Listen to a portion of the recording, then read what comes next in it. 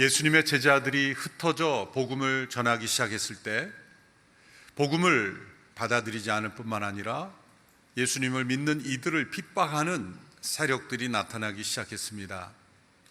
그들은 주로 세속 권력자들이었습니다. 그들이 교회를 핍박하는 이유는 무엇이겠습니까? 사회를 혼란케 하고 무질서하게 하기 때문이 아닙니다. 예수님의 왕되심과 주되심이 선포될 때 자신이 왕처럼 세상에 군림하고 자신이 스스로 주인으로 살아가고 있는 인생들에게는 예수님이 왕되심과 주되심을 받아들이기를 원치 않았던 것입니다. 더욱이 거짓과 부정 위에 세워진 권력, 또 거짓과 부정으로 세상을 통치하고 있는 통치자일수록 복음의 영향력을 거부할 수밖에 없었던 겁니다. 그들은 복음의 영향력을 거부함으로써 자신들이 차지하고 있는 기득권, 자신들이 누리고 있는 거짓된 세상의 즐거움을 계속 누리고 싶었던 겁니다. 유대 사회에서는 그들이 사내들인 공회원의 모습으로 나타났습니다. 사내들인 공회원은 당시 유대 사회의 지도자들이었습니다. 오늘날의 입법사법 행정권을 다 관할하고 있는 소수의 집단이 그 유대 사회를 지배하고 있었습니다. 그들은 누구보다도 하나님의 율법을 잘 알고 있다고 하는 사람들이었습니다. 또 하나님과 가깝다라고 사람들에게 자부하는 사람들이었습니다. 그러나 하나님의 말씀이 우리에게 증거하는 것은 그들의 부정과 사악함이 예수님을 믿는 교회를 핍박했다는 것입니다. 그래서 사도행전 4장 5장에 보면 베드로가 복음을 전했을 때 베드로를 잡아 가두기도 했던 것입니다. 그러나 유대 사회에 퍼져가는 그 복음의 영향력을 그들 스스로의 힘으로 막을 수 없다고 생각했던지 이제는 유대 사회를 지배하고 있는, 다스리고 있는 로마 제국의 통치자, 우리가 분봉왕이라고 하는데 예수님 당시에는 4개의 지역으로 나누어져서 4명의 분봉왕들이 다스리고 있었죠. 예수님이 태어날 때의 그 베들레헴 지역의 분봉왕은 헤롯이었습니다. 오늘 본문에 나오는 헤롯은 그 헤롯이 아니라 헤롯 아그리파 1세입니다. 그 이후에 로마 제국에 임명된 이 통치자를 마치 당시에 바리새인과 그리고 사내들인 공회원들이 빌라도를 압박하여 예수님을 죽이려고 했던 그것처럼 헤롯 아그리빠를 압박하여 교회를 핍박했던 것이죠. 헤롯 아그리빠는 제일 먼저 야고보를 죽였습니다. 오늘 말씀에는 칼로 죽였다 간단하게 언급되어 있지만 그 이면은 엄청난 부정한 그런 일들이 있었습니다. 야고보가 죽임을 당하자 유대인들은 기뻐했다 그랬습니다. 어떻게 무고한 사람을 죽이는 것을 사람들이 기뻐할 수 있을까? 틀림없이 사내들인 공회를 중심으로 한 유대 세력이 있을 겁니다. 그들은 교회가 약화되는 것이 자신들의 기쁨이었습니다. 왜냐하면 교회를 통해 복음이 증거되고 살아계신 예수 그리스도의 임재가 나타나기 시작했을 때 자신들이 쌓아 올린 그런 거짓된 성들이 무너질 것이 뻔했기 때문입니다. 헤롯 아그리빠와 틀림없이 사내들인 공회 간에는 어떠한 교감이 있지 않으면 예수님 당시 빌라도와 사내들인 공회가 서로 교감이 있었던 것처럼 어떤 교감이 있었을 것이 분명합니다. 그래서 베드로까지 잡아 가둔 것입니다. 헤롯 아그리빠는 왜 교회를 핍박하는 일에 도왔을까요? 그것은 자신의 정치적 야심 때문이었죠.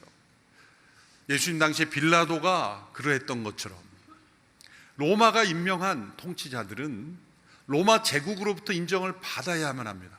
그런데 로마 제국으로부터 인정을 받으려면 자신이 다스리고 있는 그 지역에 문제가 없어야 합니다.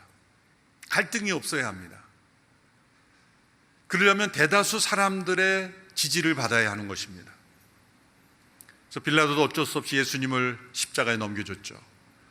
헤롯 아그리빠가 야고보를 죽이자 유대인들이 기뻐하는 것을 보고 거기에 고무되어서 도취되어서 이 베드로까지 잡아들인 것입니다.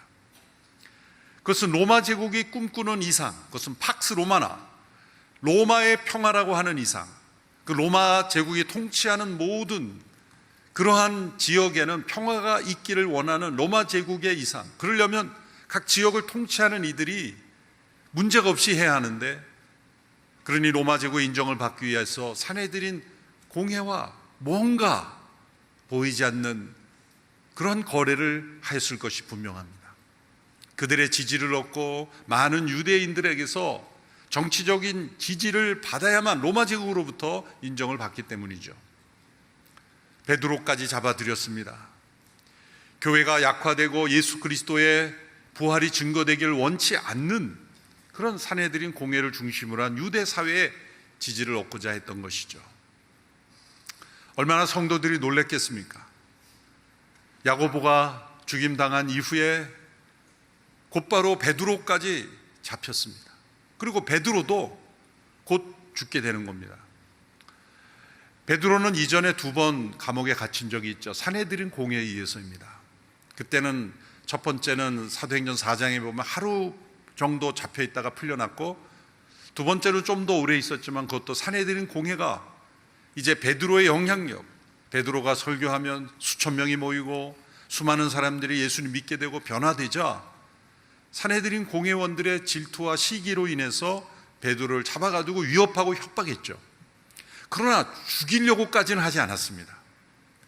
왜냐하면 그 베드로를 죽임으로 인해서 자신들이 잃어버릴 게 더 많다고 생각했기 때문이죠. 마음은 죽이고 싶었을 겁니다. 그러나 죽이지 않고 풀어주고 위협만 했습니다. 그래서 아마도 헤롯 아그리빠를 압박을 해서 베드로를 죽이려 했던 것으로 보입니다. 이제 베드로를 잡아가둔 사람은 로마 제국 임명한 통치자요, 바로 죽일 수 있는 그런 권한을 가진 사람이었습니다. 그러므로 성격이 다른 것입니다. 자, 이러한 상황에 있는 예루살렘 교회 성도들의 마음속에는 얼마나 낙심과 두려움, 그리고 하나님에 대한 안타까움이 있었겠습니까? 하나님이 우리를 버리신 것입니까? 하나님이 우리를 왜 돌보지 않으십니까? 왜 우리를 내버려 두십니까? 이렇게 하나님을 향하여 섭섭한 마음도 있었겠고, 또 하나님을 이해하지 못하는 그러한 성도들도 있었을 겁니다. 오늘 본문의 이야기는 하나님께서 그런 위기 속에 있는 성도들을 버리지 않으셨고 그들과 함께 하시며 그들을 돌보시며 그런 위기 속에서도 하나님의 놀라운 일을 계속 이루어 가신다는 것을 보여주시는 사건입니다. 베드로가 감옥에 갇혔습니다. 베드로를 삼엄하게 경비를 하였습니다. 군병들을 통해 그를 지키고 또한 쇠사슬로 베드로의 손을 묶어놨습니다. 베드로는 그 가운데서 이제 잠이 들어 있었습니다. 이 상황 속에서도 잠이 들었다는 것, 이것은 베드로의 마음속에 평강이 있었다는 걸 보여주는 거죠. 이렇게 억울하게 잡히고 이제 곧 죽음에 처할 상황이 있다면 이런 깊은 잠이 들 수가 있겠습니까? 베드로가 이러한 상황 속에서도 잠을 잘 수 있었다는 것은 하나님께서 베드로의 마음속에 평강을 주셨고 그의 마음과 영혼을 지켜주셨다는 것을 뜻합니다. 깊은 잠에 들어있는 베드로를 주의 천사가 감옥에 나타나 그의 옆구리를 찌르며 일어나라 깨웁니다. 잠들어 있는 이 베드로, 감옥에 갇혀 있는 이 베드로, 머지않아 죽게 될 이 베드로를 깨우는 주의 천사의 이 두드림은 하나님께서 함께 하신다는 것을 알려주는 위로의 노크입니다.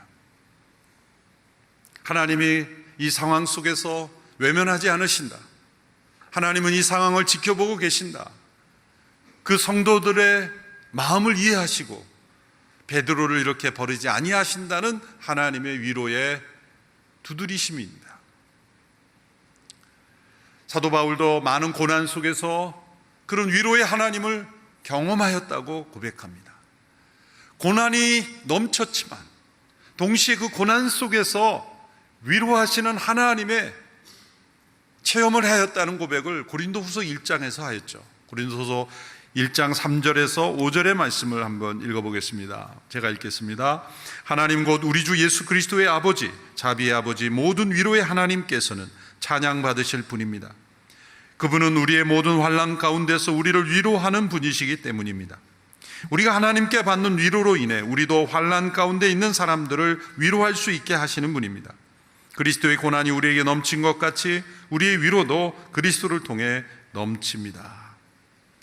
하나님은 그 성도들 가운데 함께 하시고 베드로를 깨우심으로써 함께 하심을 알려주셨습니다. 여러분, 천사는 존재합니다.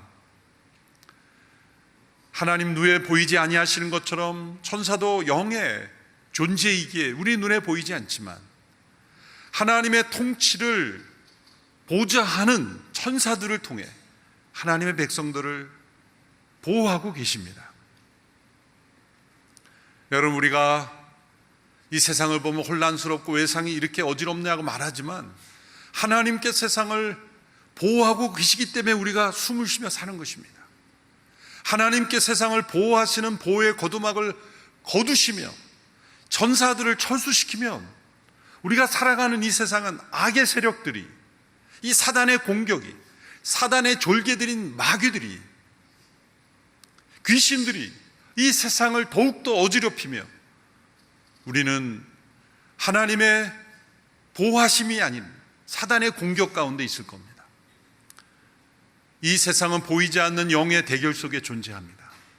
하나님의 나라를 대적하는 그런 사단의 졸개들, 그리고 하나님을께 불순종하는 사람들, 그래서 사단 편에 선 사람들, 악의 영역에 빠져 있는 이들을 통해서 이 세상은 하나님을 대적하고 있습니다. 하나님은 끊임없이 그들을 무너뜨리시며 또한 천사들을 통해 그 세력들을 제어하시고 하나님께 순종하는 이들을 보호하고 계십니다. 사단이 존재하는 것처럼 천사도 존재합니다. 때로 우리가 위기 속에 있을 때 천사를 통해 구원해 주시고 보호해 주십니다. 우리가 알지도 못하는 때 천사를 통해 보호하십니다. 어린 자녀가 막 걸음을 시작한 아기가 걸어갈 때 부모들이나 가족들은 그 아기 앞에서 문제가 될 만한 걸 미리미리 가서 치워주죠. 그 아기는 영문도 모르고 그냥 기뻐서 갑니다. 아, 세상이 이렇게 편할까? 눕고 싶은 데 눕고, 입에 넣고 싶은 거 넣고, 입에 닿는 대로 넣고, 그냥 보이는 대로 그냥 짚고, 그래도 아무 문제 없다고 생각하죠. 그러나 그 이면에 가족들이 얼마나 먹으면 안 되는 건 치우고, 부딪히면 안 되는 거는 가서 치워놓고, 끊임없이 이렇게 그 아이의 안전을 위해서 천사가 돼서 노력하는 것 아니겠습니까? 우리의 발걸음에도 하나님께서 천사를 통해 끊임없이 우리를 보호하시고 계십니다. 가끔 혼잣말로 천사에게 고맙다고 얘기하세요. 저도 몇 번 위기의 순간에 천사를 통해, 이건 하나님이 나를 천사를 통해 붙잡아 주시는구나, 그런 것을 체험한 적이 한두 번이 아닙니다.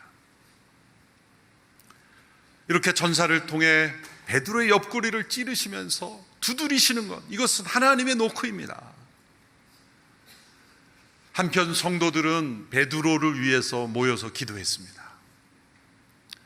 야고보가 죽임당하고 베드로가 갇혀 있으니 성도들은 이제 위기의식을 느끼고 함께 모여서 기도했다 그랬습니다.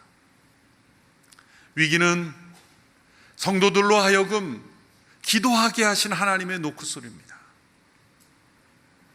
위기의 때에 우리가 기도하게 되는 것, 야고보가 죽임당하고 베드로가 감옥에 갇힌 거 얼마나 큰 교회의 위기입니까? 안타까운 일입니까? 그래서 함께 모여 기도했죠. 여러분, 기도는 우리가 하나님을 깨우는 게 아니라 하나님께서 우리를 깨우시는 것입니다. 하나님의 도우심을 체험하는 기도의 노크가 나옵니다. 하나님은 우리가 깨워드릴 필요가 없습니다. 하나님은 졸지도 아니하고 주무시도 아니하시는 분이기 때문에요. 하나님은 늘 우리를 주목하고 계십니다. 하나님은 피곤하지 아니하시는 분입니다. 때로 시편에 보면 하나님이 일어나소서 하나님을 마치 깨워드리는 탄원이 나오죠. 그러나 궁극적으로는 그러한 기도만 해서는 안 됩니다. 왜냐하면 하나님은 우리가 깨워드려야 될 분이 아니기 때문이죠. 도리어 기도가 하나님께서 우리를 깨우시는 것입니다. 어떤 분 기도를 들어보면 안타까운 상황이라서 그렇지만은 하나님을 야단치는 분이 있어요. 하나님 어디 가서 뭘 하고 계십니까?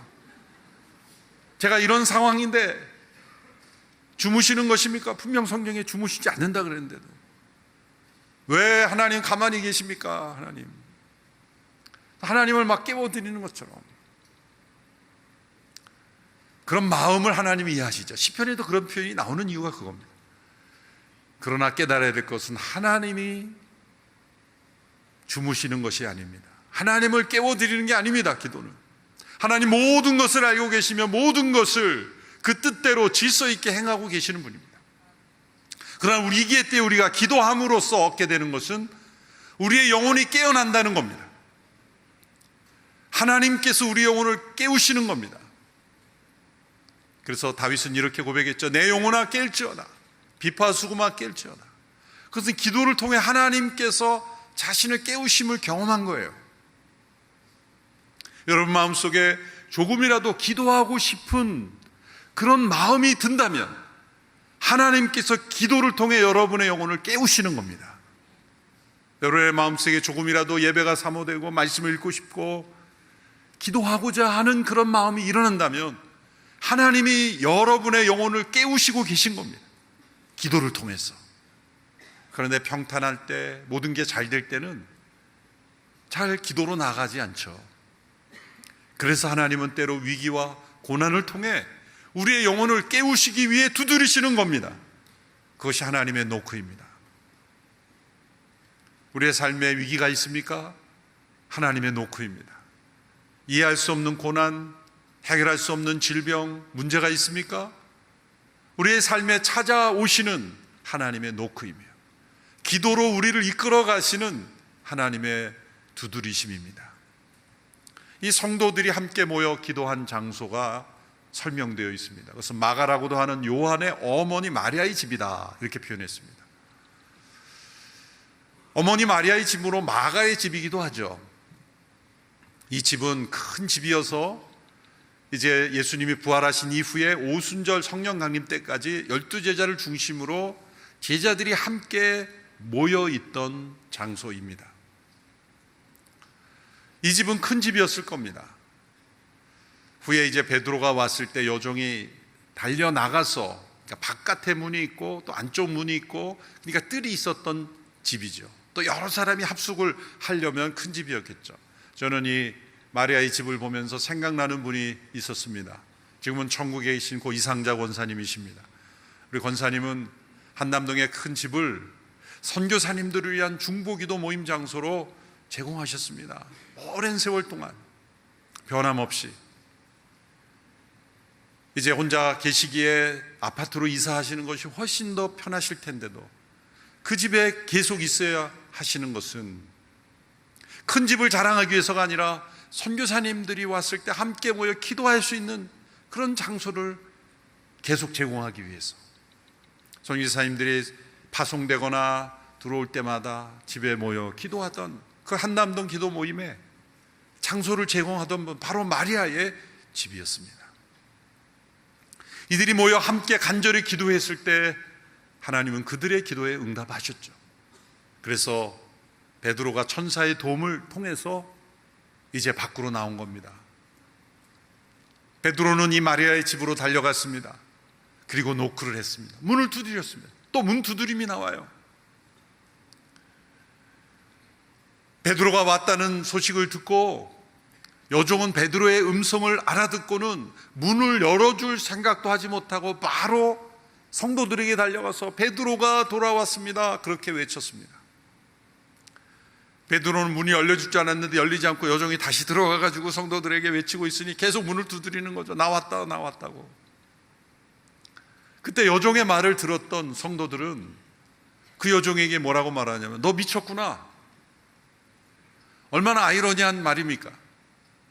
지금 계속해서 모여서 베드로가 안전히 나오기를 위해서 기도했는데 그 기도의 응답으로 베드로가 왔다는 소식을 들었는데 너 미쳤구나. 믿기지 않는 거죠.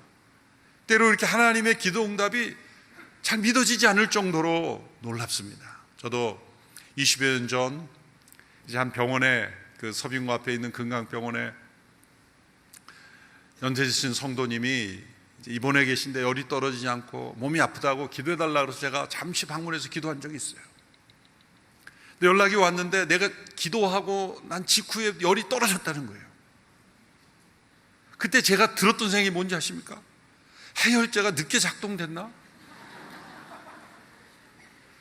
제가 열 떨어지기를 위해 기도해놓고 그 소식을 들었을 때 저도 믿겨지지 않는 거예요. 바로 이 성도들의 모습이 아닌가요?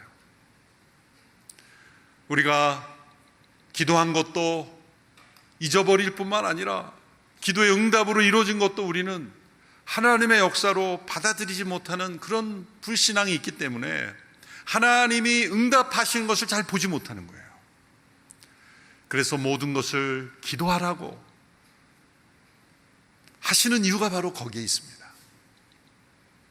오래전에 기도했지만 잊어버린 것, 그것을 하나님께서 응답하시고 역사하시는 것을 우리는 믿음으로 바라볼 수 있어야 돼요. 하나님께서 이렇게 위기를 통해서 우리를 기도로 깨우시고 우리에게 찾아오시는 하나님의 노크가 있습니다. 베드로가 이제 집에 들어와서 놀라는 그 성도들을 이제 조용히 시킵니다. 난리가 났겠죠. 환호성을 치면서 허그를 하면서 기뻐하면서. 그래서 베드로가 조용히 하라고 합니다. 왜냐하면 지금 옆집 사람들 깰까 봐 층간소음을 방지해야 되니까. 조용히 시키고 나서 하나님께서 행하신 일들을 나눕니다. 그리고 나서 야고보와 그 형제들에게 가서 이 일을 전하라, 그리고 다른 곳으로 바로 가버립니다. 짧은 이 말씀 속에 어떠한 메시지가 포함되어 있습니까? 야고보는 죽임당했고 베드로는 이제 하나님의 부르심을 따라 다른 곳으로 가라는 것입니다.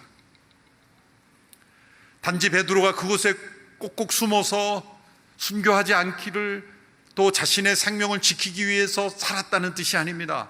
다른 곳으로 가서 거기서도 복음을 전했을 겁니다.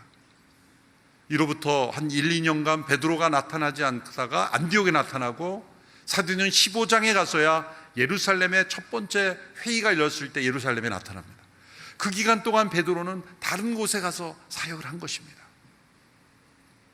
야고보는 순교로 부르심을 받았지만 베드로는 더 살아남아서 복음을 전해야 될 소명이 있었기 때문이죠.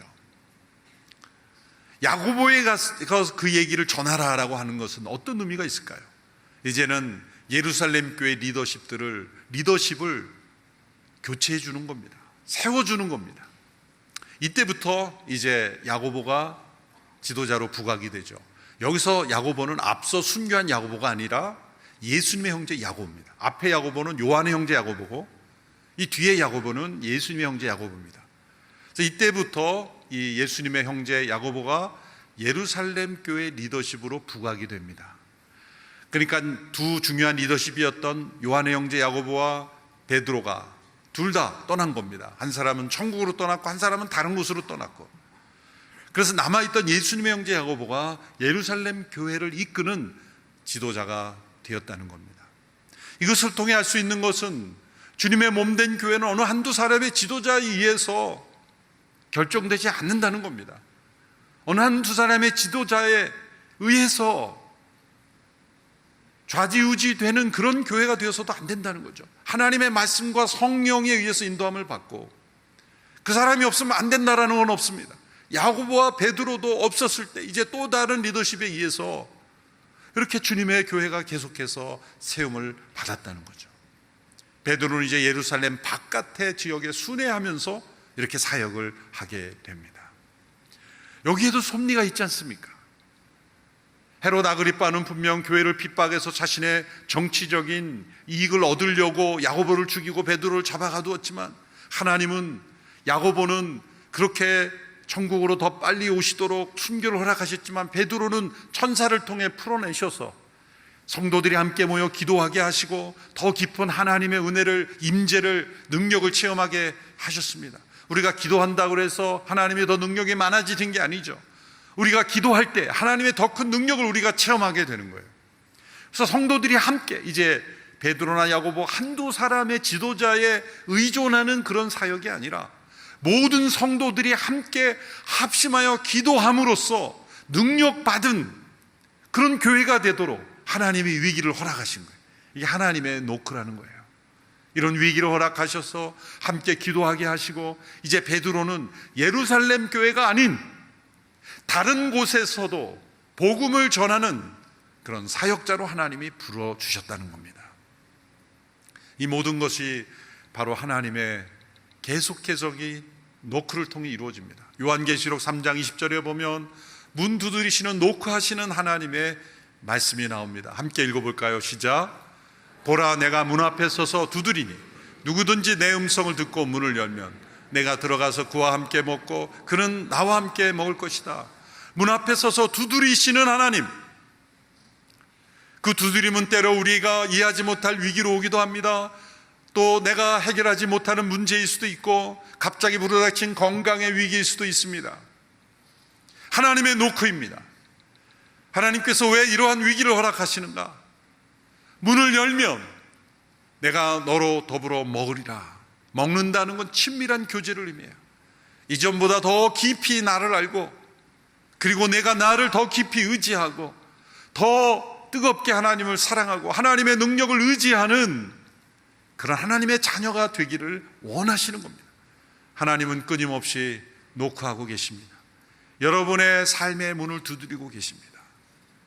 그 두드림에 귀를 기울이고 문을 열고 하나님 내 삶에 들어오셔서 능력이 되어 주십시오.